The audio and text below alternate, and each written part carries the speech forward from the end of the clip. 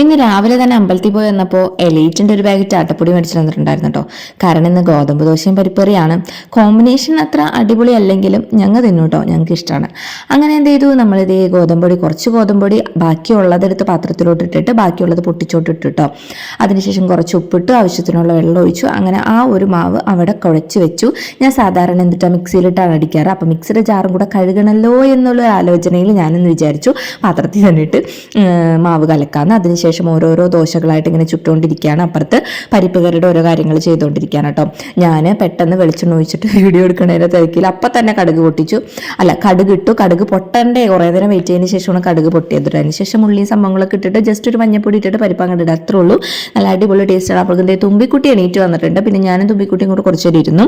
അതിനുശേഷം എന്ത് ചെയ്തേ, പരിപ്പ് ഇട്ട് കഴിഞ്ഞാൽ നമ്മുടെ പരിപ്പ് കുത്തിക്കാഴ്ചത് റെഡി ആയിട്ട് നല്ല ടേസ്റ്റാണ് പരിപ്പ് കറി. അങ്ങനെ എന്ത് ചെയ്തു, നമ്മുടെ ദോശ ഓരോന്നോരോന്നായിട്ട് ഉണ്ടാവുന്നുണ്ട്. അങ്ങനെ അതൊക്കെ കൂട്ടി ഞങ്ങൾ കഴിച്ചു. പിന്നെ ചോറൊക്കെ എടുത്തു. അത്ര ഉള്ളു.